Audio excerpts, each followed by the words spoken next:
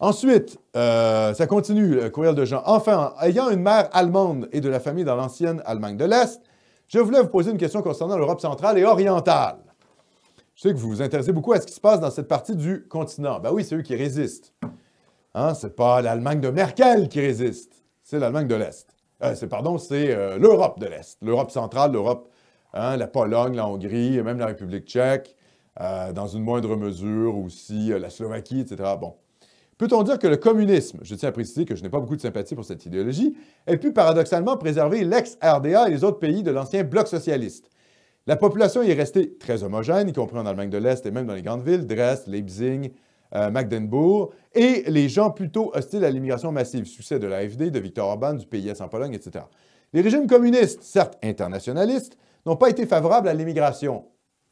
Je vais répondre à ça. De plus, malgré l'absence de liberté et la surveillance généralisée, les valeurs de discipline de travail et de discipline militaire, l'armée nationale populaire de la République démocratique allemande était surnommée la Rote Proben, les Prussiens rouges, et le natalisme était promu. La drogue et la pornographie étaient interdites, les jeunes couples mariés avec enfants étaient favorisés dans l'accès au logement, etc. Depuis l'effondrement du communisme et l'entrée dans la société libérale, la natalité s'est effondrée en Europe centrale et orientale, et les tares du capitalisme, chômage de masse, drogue, divorce massif, alcoolisme. Oui, alcoolisme en Russie. Ils n'avaient pas besoin de Poutine pour ça, ni de Boris Yeltsin. Hein? Je pense que sous le communisme aussi, l'alcoolisme, il y avait en masse. Se sont développés aussi dans ces pays. Je ne suis pas communiste, bon, etc. Il fait la liste des descriptions des changements intervenus depuis l'effondrement du communisme. Donc, en gros, la question, c'est est-ce que le communisme n'a pas préservé ces pays-là? Mais c'est sûr que sur le plan ethnique, le communisme ne pouvait pas être remplaciste. Pourquoi? Parce que personne ne veut y aller dans ces pays de merde communistes. Comprenez? Personne ne voulait aller en Allemagne de l'Est. Les gens fuyaient ce pays-là. Pourquoi c'est attractif, l'Europe de l'Ouest? Parce qu'il y a du pognon. Donc, c'est sûr que ces pays-là ont été préservés du grand emplacement.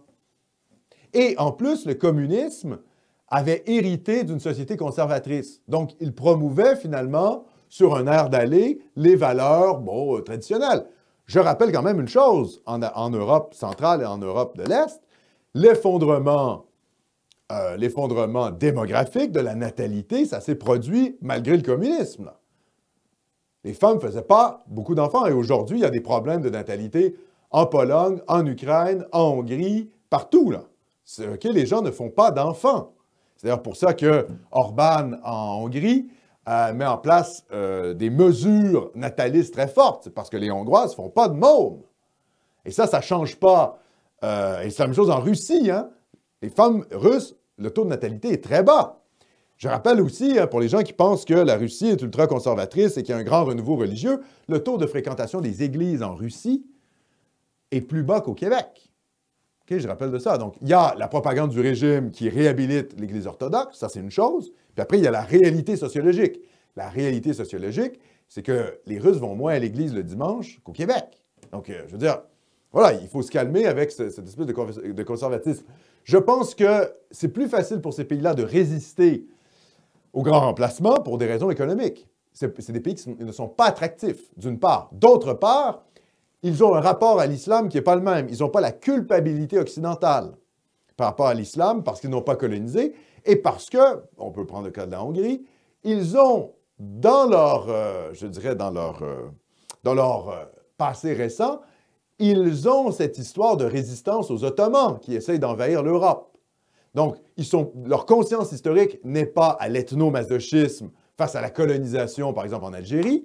Leur conscience historique, c'est celle de résister à l'islam. Autre chose, le fait que le communisme s'est effondré, il s'est effondré au nom de quoi? Il s'est effondré au nom de la nation. Donc, pour eux, le nationalisme est encore positif. Pour eux, le nationalisme, c'est ce qui les a débarrassés du communisme.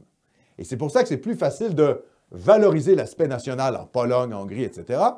En Ukraine, pourquoi? Parce que c'est au nom de la souveraineté nationale qu'on s'est débarrassé de ces régimes qui étaient au fond des régimes qui étaient valets de Moscou. Donc le nationalisme est aussi plus facile finalement à justifier en raison de la lutte anticommunisme. Et là, pour le coup, c'est vraiment l'anticommunisme qui doit être mis au centre de ces pays-là. Par ailleurs, quand vous parlez à ces populations-là, il n'y a personne qui regrette le communisme, ou très peu de gens, hein, soyons très honnêtes. Viktor Orban, c'est un militant anticommuniste. Hein? Aujourd'hui, c'est un nationaliste. Et il est plutôt libéral sur le plan économique. Ces populations-là ont goûté au communisme et ils ne veulent rien savoir d'y retourner, en grande majorité. Hein. Les partis marxistes en Europe de l'Est, ils ne sont pas très forts. C'est plus le cas en Russie, parce qu'en Russie, ça rappelle les heures de gloire de l'URSS.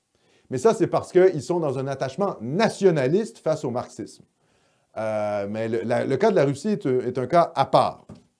Donc ça serait ma question. Mais évidemment, c'est une question complexe parce qu'on peut dire, oui, mais le capitalisme détruit plus les nations parce qu'il met en place des valeurs libérales, libertaires, etc. C'est vrai, mais le communisme détruit les nations aussi. Hein. Regardez Cuba, c'est dégueulasse, quoi, Cuba.